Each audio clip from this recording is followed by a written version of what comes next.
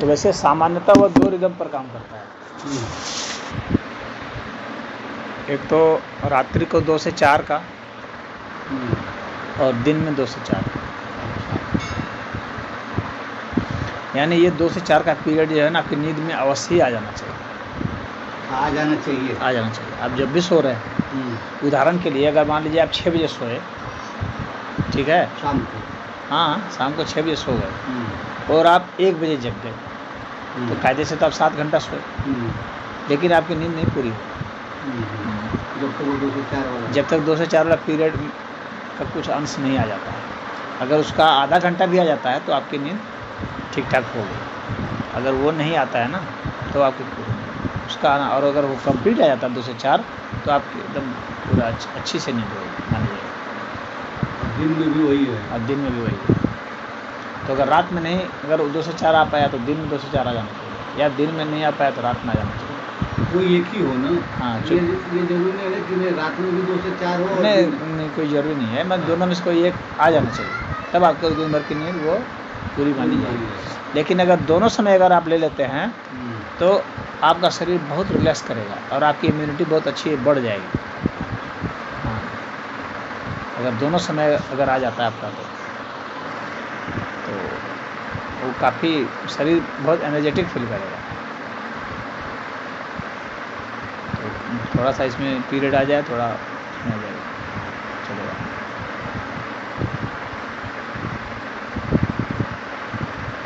इसलिए अब ये मैनेजमेंट में भी जो है, ये कॉर्पोरेट सेक्टर वाले भी अब थोड़ा वो निकाले हैं, डे में भी जो है स्नैपिंग करने का निकाले हैं, थोड़ा आधा घंटा का रेस्ट सभी कर्मचारी को देना है दिन में। आधा घंटा का रेस्ट इस तरह से नहीं कि आपस में बतियाए, नहीं सोने को सो जाए। तो ये इसी शोध के आधार पर उन लोगों ने भी वो किया है।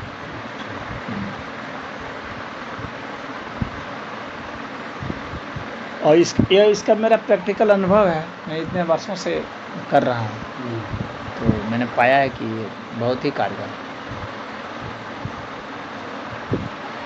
मतलब आप ये कहने का कि अगर मान लीजिए आपने 2 बजे सोए और 2 से 3 सो लिए, बस 1 घंटा, उसके बाद किसी भी काम से आपको जग जाना पड़ा, तो फिर भी आप तो अभी फिर काम भर रहेगा। और 2 से 4 कर लेते तो पूरा हो गया। तो मतलब 2 घंटा भी अगर आदमी ने नींद लिया, अगर व्यक्ति को बहुत मेहनत करनी है तो 2 घंटा की भी नींद अगर वो कर लेता है 2 से 4 का, तो वो दिन भर काम करके स्वस्थ रह सकता है, बशर्ते वो 2 से 4 वाला, बशर्ते कि वो 2 से 4 का पीरियड अपनी नींद में शामिल कर ले।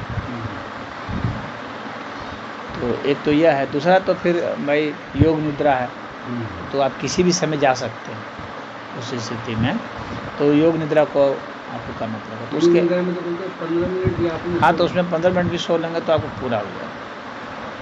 तो वो अलग ढंग से सोना ही पड़ता है उसको, सामान्य स्लीपिंग प्रोसेस से आप नहीं सो सकते।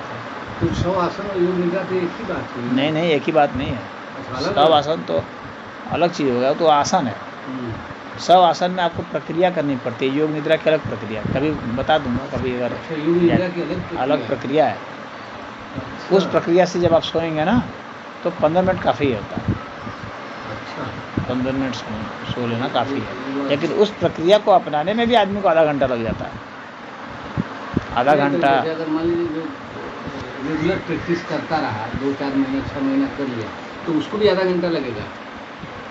उसको थोड़ा सा कम लगेगा। अच्छा, तो ये मान के चला जाए कि बहुत मामूली सा कम लगेगा। कम से कम इस योग निद्रा के लिए कम से कम आपके पास आधा घंटा का समय होना चाहिए। प्रिपरेशन तो आधा घंटा का चाहिए उसको, प्लस 15 मिनट हुआ, और प्लस 15 मिनट हुआ। आधा घंटा में आप शरीर को प्रिपेयर करते हैं, अपने माइंड को प्रिपेयर करते हैं, सबको प्रिपेयर करते हैं, उनको सजेशन देते हैं, सलाह देते हैं। और जब सलाह देते हैं, आपको एक एक अंग को सलाह देना पड़ता है। यही बात आप समझ लीजिए। जैसे आप लेट गए, शवासन में लेट गए, और जब शवासन में लेट गए तो फिर अब आप अपने एक एक को, जैसे कि अंगूठा है, जैसे तलवा है, हाँ, टखना है, पिंडली है, घुटना है, हाँ, इन सब जगह फोकस आप करते जाएंगे। और फोकस इस तरह से करेंगे कि वो रिलैक्स फोकस, आपका फोकस उसको स्ट्रेस देने वाला नहीं होना चाहिए, रिलैक्स करने वाला। हाँ, कि वो आराम महसूस कर रहा है, आपका अंगूठा आराम महसूस कर रहा है, आपका टखना आराम महसूस कर रहा है। और हर बार जो है एक आप जो है सांस छोड़ेंगे। उसके लिए एक चीज़ के लिए आप एक सांस छोड़ते जाएंगे। आप 2 सांस भी छोड़ सकते हैं अगर ज़्यादा स्ट्रेस है तो, लेकिन एक सांस काफ़ी होता है सामान्य के लिए। अगर ज़्यादा स्ट्रेस है 2 सांस छोड़िए, और भी ज़्यादा स्ट्रेस है तो 3 सांस छोड़ दीजिए। कितना आपका शरीर थका हुआ है उसके हिसाब से ही आप सांस छोड़ेंगे। सांस भरने पर ध्यान नहीं रहेगा, सांस छोड़ने पर रहेगा, और वो भी तेज़ से नहीं, आराम से रिलैक्स होकर के सांस छोड़ना है आपको। तो उस जगह का विजुअलाइज करना है आपको, अंगूठे का विजुअलाइज करके आपको सांस छोड़ देना। अंगूठे का विजुअलाइज करके छोड़े, टखने का, एड़ी का, तलवे का, इमेजिन करना है, वही विजुअलाइजेशन, वही इमेजिन, वही समझिए आपको। मतलब उसका बोध होना चाहिए अंगूठे का, मतलब अंगूठा आपको फील होना चाहिए। अगर फील नहीं कर पाते हैं अंगूठा, तो आप अंगूठे को थोड़ा सा हिला सकते हैं, जिससे आपको लगेगा कि अंगूठा है। बात समझ रहे हैं? अगर ऐसा नहीं महसूस कर पाते अंगूठे को, तो थोड़ा सा हिलाएंगे अंगूठे को, और जब अंगूठे को आप हिलाएंगे तो आपको लगेगा हाँ अंगूठा है। अब इस अंगूठे को मुझे रिलैक्स करना है, तो उसके लिए जो है मैं डीप ब्रीथ करूँगा, हाँ, गहरी सांस छोड़ूंगा, और जितना अंगूठा वो होगा, थका होगा, उसके हिसाब से मैं सांस छोड़ूंगा। 1 सांस, 2 सांस, और एकदम रिलैक्स होकर के सांस छोड़ूंगा। फिर मान लीजिए तलवे पर आ गया, बैठ जा, फिर तलवे पर आ गया, तो फिर तलवे को महसूस करके सांस छोड़ा। अगर अच्छा से विजुअलाइज कर लेते हैं तो ठीक है, और नहीं कर पाते हैं तो थोड़ा सा इसको हिला करके देख लेंगे, हिला देंगे तो तलवा का पता चलेगा। अब उसके बाद हम आराम से रिलैक्स होकर सांस छोड़ेंगे। जो अच्छे अभ्यासी हैं उनके लिए 1 सांस पर्याप्त है छोड़ना, लेकिन जो अभी नया सीख रहे हैं उनको हो सकता है 5 सांस, 10 सांस भी छोड़ना पड़ सकता है, और फिर कितना थका हुआ है उसके ऊपर निर्भर करता है। तो इस तरह से एक अंग को आप महसूस करके और उसके बाद सांस छोड़ते जाएंगे। इस तरह से धीरे धीरे जाकर पूरा शरीर जो है रिलैक्स होने लगेगा, और तब आप जो है अब निद्रा में जाने लगेंगे। योग निद्रा के लिए यह बहुत ज़रूरी है कि जितना सांस, और यह निद्रा के लिए भी ज़रूरी है, न सिर्फ योग निद्रा के लिए बल्कि निद्रा के लिए भी ज़रूरी है कि आप जितना सांस लेते हैं उससे ज़्यादा सांस छोड़ते हैं। हम लोग नींद में तभी जाते हैं, आप कभी गौर कीजिएगा, इसके लिए आप थोड़ा प्रयोग करेंगे तो पता चलेगा। जब आप सोने जाते हैं तो जितना सांस आप भरते हैं उससे ज़्यादा सांस छोड़ते हैं, तभी आप सो सकते हैं, नहीं तो नहीं सो सकते। जब आपको नींद नहीं आती है इसका मतलब है कि आप सांस ज़्यादा ले रहे हैं और कम छोड़ रहे हैं, तो आपको नींद नहीं आएगी, आप करवट बदलते रह जाएंगे, नींद नहीं आएगी, आप उठ जाएंगे। जब हम लोग सामान्य रूप से भी चलते हैं ना, तभी हम लोग सांस कम छोड़ते हैं और लेते ज़्यादा है, इसीलिए हम लोग एक्टिविटी कर पाते हैं। ऑक्सीजन की मात्रा शरीर में ज़्यादा गई, शरीर में ऑक्सीजन की मात्रा ज़्यादा चली गई, तो अब जो है वो हमें गति करने के लिए प्रेरित करेगी, तो हम कोई काम करेंगे। तो योग निद्रा में ऐसा है कि हम सांस थोड़ा सा कम लेंगे और सांस थोड़ा सा ज़्यादा छोड़ेंगे, मतलब लंबा छोड़ेंगे। ज़्यादा छोड़ने का मतलब है कि लंबा छोड़ेंगे। तो इस प्रक्रिया से धीरे धीरे क्या होगा, शरीर रिलैक्स हो जाएगा, और एक अंग को ले करके हमको छोड़ना है।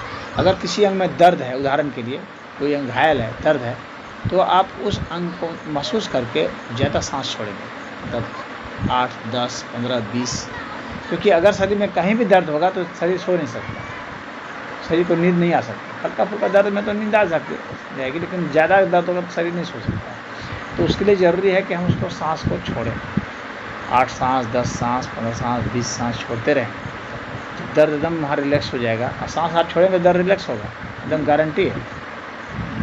और अब आराम से छोड़ेंगे तो जब रिलैक्स हो जाएगा। अब आप नींद में गए। अब नींद में गए तो योग निद्रा और सामान्य निद्रा में भी एक अंतर होता है।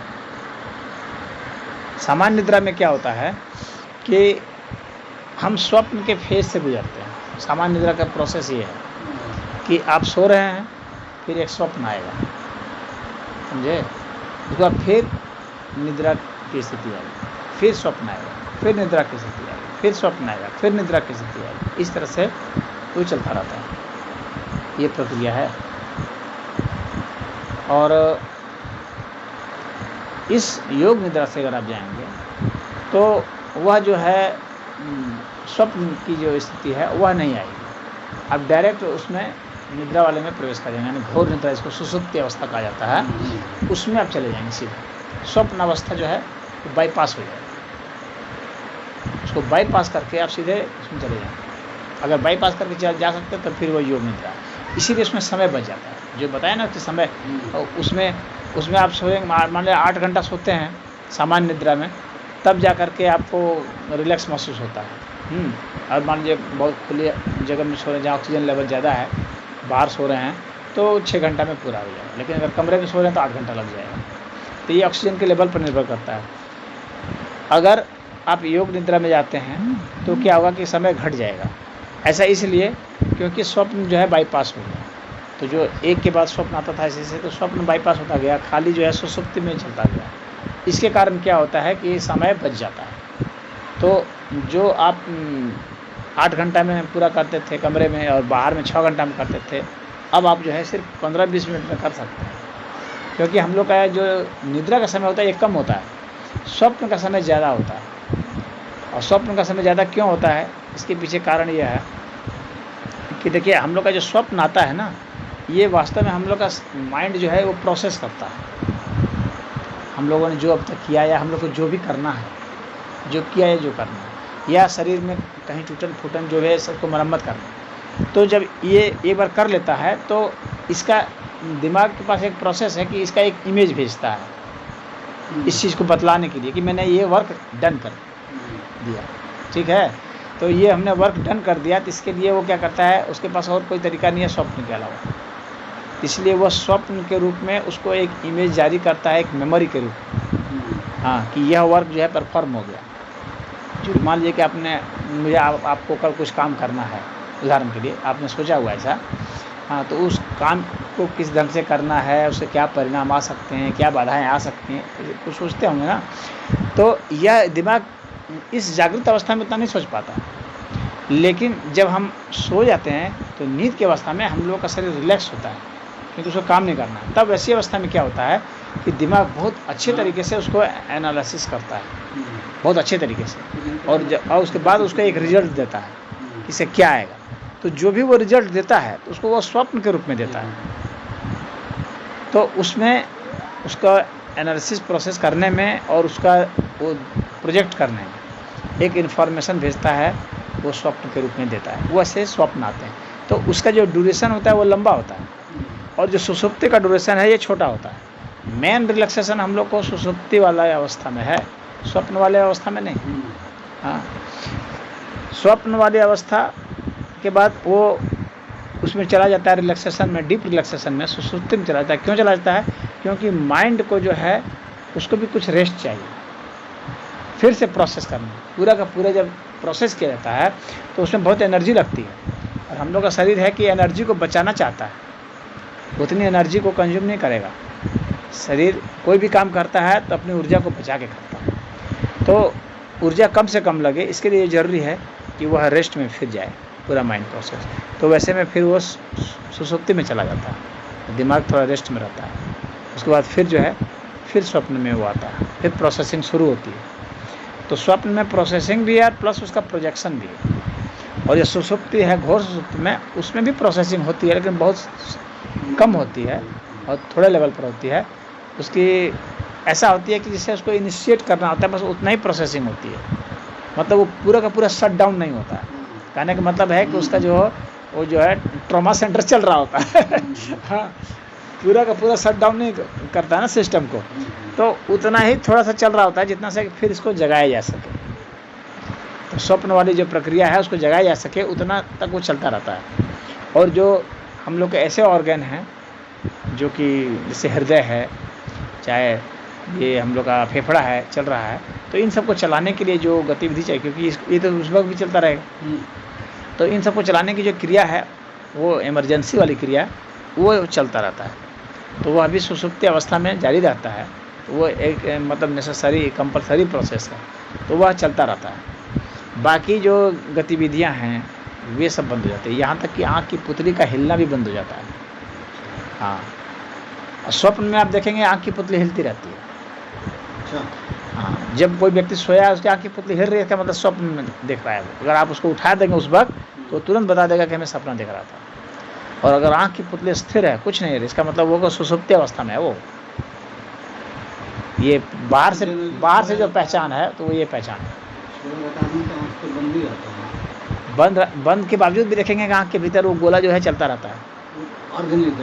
हाँ, तो गोला चलता है, वो स्वप्न की अवस्था है। जब उसका गोला भीतर का आँख का आई बॉल जो है वो मूव कर रहा है उसके भीतर, पलक के भीतर में। हाँ, तो आईलिड के भीतर में आई बॉल मूव कर रहा है, इसका मतलब है कि he is in dream process. तो इस तरह से होता है। अब घोर निद्रा में जब जाएगा तो वो सीधे सुषुप्ति में चला जाता है, तो घोर निद्रा है। अब उसी ये योग निद्रा है तो वही है, वो सुषुप्ति प्रोसेस में चले जाना एक। लेकिन इतना ही नहीं है, जो योग निद्रा में पारंगत हो जाते हैं बहुत, तो जब वे और पारंगत हो जाते हैं तो उसमें क्या होता है कि सुषुप्ति अवस्था में भी उनकी अवेकनिंग हो जाती है। अच्छा। हाँ, ये सबसे बड़ी बात है। तो पहले तो स्वप्न अवस्था में होती है साधारण रूप से। हाँ, जो साधारण इंसान का स्वप्न अवस्था में जब आपकी अवेकनिंग होगी ना, सामान्य आदमी के स्वप्न अवस्था में भी अवेकनिंग नहीं होती है। वो सपना को हकीकत मान देख रहा होता है उस वक्त, उसके लिए सपना नहीं होता जिस वक्त वो सपना देख रहा होता है। जिस वक्त व्यक्ति सपना देख रहा है नींद में, उस समय उस व्यक्ति के लिए वो सपना नहीं होता है। उस व्यक्ति के लिए, हाँ, उस व्यक्ति के लिए वो सपना, हाँ, during the dream period that dream is a reality and not a virtual thing for that person. Later when he get awakened, then he realized that oh, I was dreaming at that time. तो वो उसकी वह स्थिति होती है। लेकिन जिस वक्त वो सपना देख रहा है उस वक्त उसको यह लगे कि मैं सपना देख रहा हूँ, एक बहुत बड़ी अवेकनिंग होती है। अच्छा। सपना देखते समय जब उसको लगे कि यह जो है ये रियलिटी नहीं है बल्कि यह स्वप्न है, मैं स्वप्न देख रहा हूँ, यह एक अवेकनिंग होती है, हमारी चेतना उस पर जाग जाती है। तो ये एक अच्छी स्थिति मानी जाती है धारणा की प्रक्रिया में। तो जो योग निद्रा में जाते हैं तो उनको जो क्या है कि यह स्थिति, इससे भी एक एडवांस स्थिति प्राप्त हो जाती है कि इसको तो वो जान ही जाता है कि ये स्वप्न है, अगर सामान्य रूप से जाएगा तब भी। और सुषुप्ति को मैं भी वो जानता रहता है कि मैं जागा हुआ हूँ, ये सुषुप्ति की अवस्था है। उस वक्त भी उससे जागृति होती है। तो ये जब दोनों समय जागृति हो जाती है, यानी स्वप्न में भी और सुषुप्ति में, तो इसको जो है तुरीय अवस्था कहते हैं। सुषुप्ति में जाग जाना, उसमें पता चलना कि मैं सो रहा हूँ, वह तुरीय अवस्था है। सुषुप्ति में जागना ही तुरीय अवस्था है। और वह जब तुरीय अवस्था हो जाती है तब व्यक्ति जागा ही जागा। अमूमन हम लोग की जो मृत्यु होती है तो वो इसी अवस्था में होती है, सुषुप्ति अवस्था में। यानी आदमी जब भी मरता है, चाहे वो बीमारी से मरे, चाहे एक्सीडेंट से मरे, चाहे जल के मरे, चाहे जहर से मरे, चाहे कोई चीज़ से मरे, जब भी मरेगा वो तो उसी में जाएगा, वो सुषुप्ति में जाएगा, वहाँ उसकी मृत्यु होगी। और सुषुप्ति के बाद की जो आगे की अवस्था है जिसमें कि ये सब प्रोसेस भी, उसके बाद की जो तुरीय अवस्था में और भी चीज़ें शामिल हैं, उसमें ये जो मैंने बताया कि जो एसेंशियल प्रोसेस हैं चलने वाले जो शरीर के, तो ये जो चल रहे होते हैं उस चीज़ को भी वह जान जाता है। ये सबसे बड़ी बात होती है। वो तो मैंने बताया कि सुषुप्ति में वो जागता है, सुषुप्ति में वो जानता है कि मैं सुषुप्ति में हूँ। हाँ, लेकिन उससे भी बढ़कर के बात यह है कि उस वक्त सुषुप्ति समय क्या है कि जो प्रोसेस चल रहा है, जो कि हमारे शरीर के अन्य अंगों को चला रहा है, जिस प्रोसेस से हमारे हृदय चल रहे हैं, हमारा माइंड चल रहा है, हमारा किडनी फंक्शन कर रहा है, सब, तो इस फंक्शन के बारे में भी वह जान जाता है। यह सबसे महत्वपूर्ण बात है। तो वो क्या, तो वह इसको क्या बोलेंगे? यही तुरीय अवस्था की, ये तुरीय अवस्था में भी कई स्टेज हैं। अच्छा। तो उसमें ये एडवांस स्टेज है। ये फर्स्ट स्टेज तो ये है कि हम सुषुप्ति में जाग, मालूम है उसको कि मैं जाग रहा हूं। सेकंड स्टेज ये है उसका कि हम उस समय जो प्रोसेस चल रहा है शरीर में उसको भी हम जान जाएं। अच्छा। हाँ, कि कैसे कैसे होता है, यानी उसका विज्ञान जान जाना, उसका मैकेनिज्म देख लेना। सिर्फ यह नहीं देखना कि भाई ये कल कारखाना चल रहा है, कैसे चल रहा है, कौन कौन से कल पुर्जे कैसे कैसे घूम रहे हैं और उसको कौन ऑर्गेनाइज कर रहा है, कौन उसको मॉनिटर कर रहा है, ये सब उसको पता चलने लगता है। ये तुरीयावस्था की एडवांस स्थिति में होता है। और इस अवस्था को जब व्यक्ति महसूस करता है तो वह तुरीयावस्था जो है वो बहुत कम समय में, यानी 15 मिनट, 10 मिनट, यहाँ तक कि 5 मिनट में भी उसकी नींद पूरी हो जाती है, थकावट दूर हो जाती है, जब हम उसके विज्ञान को जान जाते हैं। तो जो निद्रा पर विजय पा लेते हैं, फिर जो लोग निद्रा पर ही विजय पा लिए हैं। हाँ, निद्रा पर विजय पाने की भी एक अवस्था होती है जिसको गुड़ाकेश कहा जाता है संस्कृत में। नहीं, वो एक अलग अवस्था है। निद्रा पर जीत पाना एक अलग अवस्था है। निद्रा पर जो जीत पाता है ना, जीत जाता है, उसको कोई जरूरी नहीं है कि तुरीयावस्था की अनुभूति हो, उसको कोई जरूरी नहीं है तुरीयावस्था की अनुभूति। लेकिन जो इसको तुरीयावस्था की अनुभूति है वो अनिवार्य रूपेण गुड़ाकेश होता है। अनिवार्य रूपेण वो उसको नींद पर जीत हासिल होती है। वो चाहे तो जाग सकता है, जितनी देर चाहेगा उतनी देर तक जाग सकता है। ये अलग बात है कि जागने की जो प्रक्रिया होती है उसमें शरीर में विकृति आ सकती है, वो बात दूसरी है। वो तो शरीर की एबिलिटी की बात हो गई। भाई मान लीजिए कि उसकी दृष्टि धुंधली हो सकती है, या सुनने में कोई दिक्कत हो सकती है, या उल्टी होने लगती है, ये तो शरीर की प्रक्रिया है, लेकिन वो फिर भी जागा रह सकता है। तो जो नींद पर जीत हासिल कर लेता है सामान्य रूप से, जिसको आप कह रहे हैं ना कि नींद पर जीत हासिल करना, जैसे मान लीजिए लक्ष्मण ने जीत हासिल कर ली थी, चाहे अर्जुन ने जीत हासिल कर ली थी। हाँ, राम मनोहर लोहिया भी थे। तो इस तरह के लोग जो हैं, लक्ष्मण के बाद आपने दूसरा नाम क्या बोला? अर्जुन।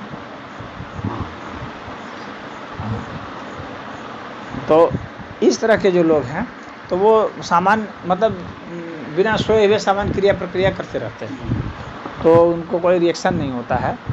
तो उनका क्या होता है कि जो माइंड का जो स्विच है ना, जो कि हमें नींद में ले जाता है, वो स्विच ही उनका गड़बड़ हो जाता है। यानी ये एक्सीडेंट से भी हासिल हो सकता है, कहने मतलब यह है। और अगर आप इसको साधना से हट से अगर आप रोकेंगे तो भी हासिल हो सकता है। तो वहाँ पर दो चीज़ होती है कि एक तो आपको कोई सोने नहीं दे, और एक आप खुद नहीं सोएं। ये दो चीज़ हुआ। अगर कोई सोने आपको नहीं देता है तो हो सकता है कि आप बीमार पड़ जाएंगे और आप परेशान होकर के पागल भी, विचलित भी हो सकते हैं। लेकिन अगर आप खुद नहीं सोते हैं, अगर खुद संकल्प कर लेते हैं कि मैं सोऊंगा नहीं, हाँ, तो आप पागल नहीं हो सकते। हाँ, कुछ प्रतिक्रिया, कुछ शरीर में एडवर्स रिएक्शन हो सकता है, शरीर का हीट हो जाना, बहुत ज़्यादा ज्वर हो जाना, बुखार काफ़ी हो जाता है, उल्टी आने लगेगी, शरीर में पित्त बहुत बन जाएगा। न सोने से पित्त भी बनता है? हाँ, नहीं सोने से पित्त बहुत बनता है। हाँ, शरीर में पित्त बहुत बनेगा। तो वैसी स्थिति में अगर उसको आपको काउंटर करना है तो आप ऐसी चीज़ खा सकते हैं जो पित्त को काबू करता हो, जैसे कि गुलाब का सेवन करना, जैसे कि चंदन का सेवन करना, खीरा, हाँ, खीरा, ककड़ी, ये सब पित्त को दबाते हैं। हाँ, तो इन सब का अगर सेवन किया जाएगा तो वह व्यक्ति, चंदन भी बोले आप? हाँ, चंदन, पित्त, गुलाब का फूल, बहुत सारी चीज़ें हैं, जैसे कि कमल भी है, और आपका वो गोखरू भी है। गोखरू एक जड़ी होती है, जानवरों को उसमें धंस जाते हैं। गोखरू में कांटे होते हैं छोटे छोटे, 3 कांटे निकले जाते हैं, जैसे समोसा होता है ना, उस आकार का होता है वो। गोखरू उसको बोलते हैं, वो भी पित्त को समन करता है। उसी तरह से खस होता है, खस, तो वो भी पित्त का समन करता है। तो ऐसी बहुत सारी चीज़ें हैं पित्त का समन करने वाली। तो वह अगर लेगा और आदमी वो करेगा तो फिर हो सकता है उसका बैलेंस। 4-5 तो इजीली अवेलेबल है, गुलाब, लोटस, चंदन, हाँ, और ककड़ी, खीरा। हाँ, ये सब पित्त सबसे ज़्यादा पित्त का समन करते हैं। बहुत सारे स्टिमुलेंट होते हैं जो कि हमारी नींद को भी बाधा पहुंचाते हैं, जैसे कि चाय, कॉफ़ी, ये सब स्टिमुलेंट हैं। ये सब अगर आप चाय पी लेंगे बहुत या कॉफ़ी पी लेंगे तो आपको नींद नहीं आएगी जल्दी, क्योंकि हम लोग के मस्तिष्क को अत्यधिक उत्तेजित कर देते हैं सब। तो ड्राइवर लोग रात में गाड़ी चलाते हैं, हाँ, तो जैसे उनको नींद का कुछ हुआ, हाँ, उठ करके चाय पी, हाँ, चाय पी लेते हैं, कॉफ़ी पी लेते हैं, तो उनकी नींद भाग जाती है। हाँ, लेकिन नींद का भाग जाना एक अलग अर्थ में है, और शरीर दिमाग का फंक्शन करना प्रॉपर में वो अलग है। आपको उसमें कन्फ्यूजन की अवस्था हो सकती है, नींद हो सकता है ना आए, लेकिन कन्फ्यूजन की अवस्था हो सकती है। आपका आईक्यू लेवल गिर जाएगा, आईक्यू लेवल गिर जाएगा। अगर आपको उसमें कोई मैथमेटिक्स का प्रॉब्लम हल करने के लिए दिया जाएगा तो आप कंफ्यूज हो जाएंगे, आप नहीं कर पाएंगे कैलकुलेशन, मस्तिष्क बहुत जल्दी थक जाएगा, मनुष्य चिड़चिड़ापन जैसा महसूस करता है। हाँ, क्योंकि शरीर तो प्रतिक्रिया करेगा ना। तो इसीलिए नींद प्रकृति में क्यों दिया हुआ है, क्योंकि आपका माइंड प्रॉपर फंक्शन कर सके, उसको प्रॉपर रेस्ट मिल सके। आपको नींद नहीं आ रही है तो पागल भी नहीं सोते हैं, पागल जो होते हैं ना उनको नींद नहीं आती है, जिनको नींद नहीं आती है उनको पागल कहा जाता है। तो पागल जो हो जाते हैं तो वो एक वाक्य से दूसरे वाक्य के बीच में उतना ऐसा संबंध नहीं बना पाते हैं, एक घटना का दूसरे घटना के साथ उतना संबंध नहीं बना पाते हैं। तो वे रात को जागे हुए हैं, दिन को जगे हुए हैं, तो वे कोई भी प्रॉपर फंक्शनिंग नहीं कर पाएंगे। उनको किसी भी सब्जेक्ट पर वे कोई ढंग का स्पीच नहीं दे सकते हैं, क्योंकि उनका माइंड उस तरह से फंक्शन नहीं कर रहा होता है। वो काम चलाऊ जो है उनकी सरकार चलती रहती है तो वे इस तरह से अपना जीते हैं। तो इसलिए नींद, प्रकृति ने नींद इसलिए दिया है कि माइंड को भी अगर रेस्ट मिलेगा तो माइंड कैलकुलेशन बहुत अच्छे से कर सकेगा, कोऑर्डिनेशन बहुत अच्छा कर सकेगा, एनालिसिस बढ़िया कर सकेगा। हाँ, तो अच्छा से ऑपरेट करेगा। या तो आप तुरीय अवस्था में जाएं, हाँ, ये योग निद्रा में जाएं, या फिर आप अच्छी नींद लें, तब तो आप अच्छा फंक्शन कर पाएंगे, और नहीं तो ऐसे नहीं कर पाएंगे। लेकिन अब उनकी बात है, जो गुड़ाकेश लोग जो हैं, तो वे अपने उनकी बहुत मजबूत संकल्प शक्ति होती है। जितने भी गुड़ाकेश लोग होते हैं ना, उनकी संकल्प शक्ति बहुत मजबूत होती है, वे पागल नहीं होते हैं। हाँ, उनके संकल्प शक्ति के सामने नींद हार जाती है। हाँ, तो वे खड़े खड़े सो सकते हैं, खड़े खड़े रेस्ट ले सकते हैं, मैंने बिना आंख बंद किए। सोने का मतलब मेरे मतलब ये है कि अपने दिमाग को रेस्ट देना, और वो खड़ा खड़ा भी है और वो रेस्ट दे रहा है। हालांकि वो मतलब एक्टिव भी होता है, 50% एक्टिव भी है, मतलब पहरा भी दे रहा है और थोड़ा सा रेस्ट भी ले रहा है। हाँ, उस फेज में वो चला जाता है।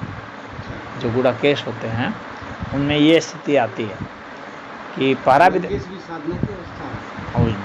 साधना की अवस्था है। बिना साधना के आप गुड़ाकेश कैसे हो जाएंगे? साधना की अवस्था है कि आप पहरा भी दे रहे हैं और थोड़ा रेस्ट भी ले रहे हैं, पहरा में भी आप सजग हैं। तो अलर्टनेस का लेवल अब या तो अभी नापा नहीं गया है वैज्ञानिकों द्वारा कि कितना अलर्टनेस का लेवल है उस टाइम में, कि अगर वो पूरा अच्छा सोया होता उस वक्त वो पहरा कितना छस देता, और अभी जब उसकी स्थिति है तो कितना है। लेकिन कुछ अलर्टनेस तो मुझे लगता है कुछ कम हो सकती है, हल्की सी स्थिति हो सकती है। अच्छा, आज भी जो ट्रेनिंग से बताता हूँ, ये हर एक व्यक्ति को गुड़ाकेश बनाया जाता है सामुराई पद्धति में। सामुराई जापान में एक पद्धति है, सामुराई कहते हैं। उसमें तलवार चलाना सिखाते हैं, तलवार बहुत ज़बरदस्त। तो तलवार चलाना सिखाते हैं, तो जो गुरु सिखाता है तलवार चलाना, तो उस शिष्य को पहले ही से कह देता है कि मैं तुम्हारे ऊपर कभी भी आक्रमण कर सकता हूँ, मुझे कोई मतलब नहीं है कि तुम सो रहे हो कि जाग रहे हो।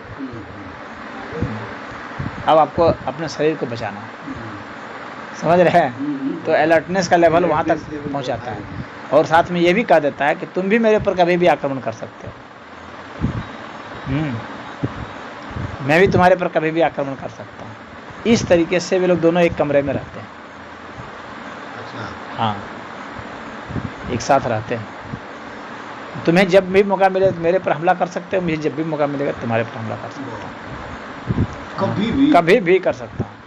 जब भी मुझे लगेगा कि इसकी पलक झपक गई, अब इस वक्त अलर्टनेस का कमजोर हो, मैं मार सकता हूँ तुमको। तुम सोए कि मरे, सोना यहाँ मरना है।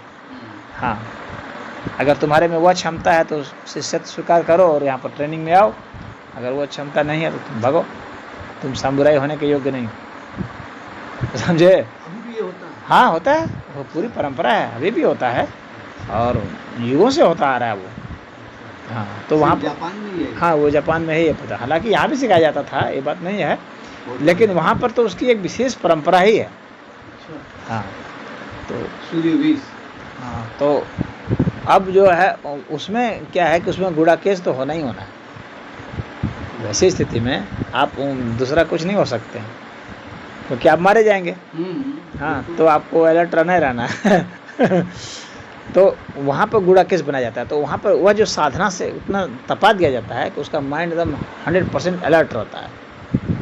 तो उस तरह का जो गुड़ाकेश है, जिसको मृत्यु का इतना भय होगा, मैं पहरा देने वाले की बात नहीं कर रहा हूँ, मैं अपनी जान बचाने के लिए जो अलर्टनेस होता है उसमें, अगर कोई सामान्य आदमी भी जब उसकी बहुत घोर नींद उसकी है, अगर उसको यह कह दिया जाए कि तुम सोए कि मरे, तो वह व्यक्ति, सामान्य आदमी भी जो है वो जग जाएगा, उसकी नींद खत्म हो जाएगी, उसको पता नहीं चलेगा नींद कहाँ मेरी गई। अगर उसके सामने मृत्यु का प्रश्न आएगा तो वो सोना नहीं चाहेगा, क्योंकि हमारा शरीर जो है, हमारे शरीर में ऐसा फंक्शन दिया हुआ है कि शरीर के लिए सबसे महत्वपूर्ण चीज़ है उसकी जान बचाना।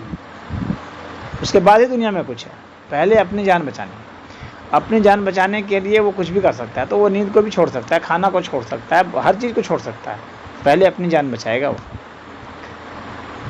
तो इसलिए यह जो इसमें जो साधना होती है, वो यह साधना ज़्यादा सफल होती है, जिसमें कि वह, हाँ, वो होता है। उसी तरह से ये चंद्रगुप्त था, हाँ, चंद्रगुप्त मौर्य की जो ट्रेनिंग होती है, चाणक्य को ट्रेनिंग में रखता है, उस वक्त तो चाहिए रहता है कि पेड़ से पत्ते गिर रहे हैं, एक भी पत्ता जमीन पर नहीं गिरना चाहिए। कोई मतलब नहीं है कि तुम रात है या दिन है, तुम्हें दिखता है कि नहीं दिखता, ऐसे हमको मतलब नहीं है, ये तुम्हारी समस्या है। तुम इतने अलर्ट हो जाओ कि वो गिरना नहीं चाहिए।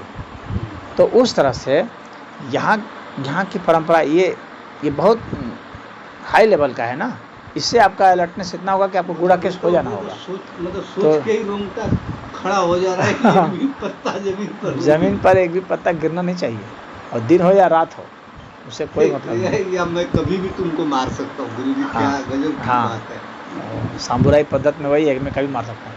तो वे अनिवार्य रूप में गुड़ाकेश तैयार करते थे, ये सही में नींद के ऊपर जीत हासिल करते थे। तो ध्यान साधना में, योग साधना में नींद भी एक बाधा मानी जाती है। तो जो मैं आप लोगों को ध्यान साधना सिखाता हूँ, आप अगर गौर किया होगा, मैंने आपको एक आध बार इस तरह से सिखाया, बताया है कि आप बैठे रहें, अगर नींद आती है तो कोई बात नहीं है, कुछ समय बाद जब दर्द शुरू होगा नींद भाग जाएगी। मैं बताता हूँ अक्सर, आप गौर किए होंगे। तो नींद जो है एक बाधा है, योग में नींद एक बाधा है। तो जो भी योगी होना चाहता है उसको तो गुड़ाकेश होना ही पड़ेगा, तब जा कर के वो योगी हो सकता है, तब उसका तुरीयावस्था में प्रवेश हो सकता है। और उसके लिए ज़रूरी है कि शरीर में दर्द उत्पन्न हो, और दर्द उत्पन्न होने के बाद फिर जो है वो आगे दर्द पर जीत पा करके तुरीयावस्था में प्रवेश करेगा। ये इसकी प्रोसेस है, ये एक ट्रेनिंग है ये। तो यहाँ तो सामुराई आपको बनना है। हाँ, यहाँ पर आपको चंद्रगुप्त मौर्य का तो वो सिस्टम लागू होगा, अर्जुन वाला सिस्टम लागू होगा ही होगा। अर्जुन वाला?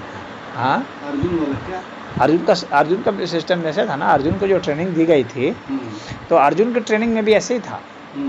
हाँ, चंद्रगुप्त जैसा ही। हाँ, तो उसमें सिर्फ अर्जुन ही वो था, बाकी लोग इस पर शिक्षा नहीं ली। द्रोणाचार्य जी ने जो दिया। हाँ, जो शिक्षा दी कि आपको बाण कभी भी मारा जा सकता है। हाँ, आप सो रहे हैं उस वक्त भी आपको बाण से मार के ख़त्म किया जा सकता है। भाई आप नींद में आपको मार दिए, काम ख़त्म हो गया। एक योद्धा को नींद पर जीत हासिल होना जरूरी है, क्योंकि कभी भी उस पर आक्रमण हो सकता है। तो हाँ, इसीलिए गुड़ाकेश अर्जुन को कहा जाता है। तो अर्जुन ने ही उस चुनौती को स्वीकार किया था। जितने शिष्य थे और कोई नहीं, तो वह ट्रेनिंग सिर्फ अर्जुन ही पाया, इसलिए अर्जुन गुड़ाकेश कहलाए।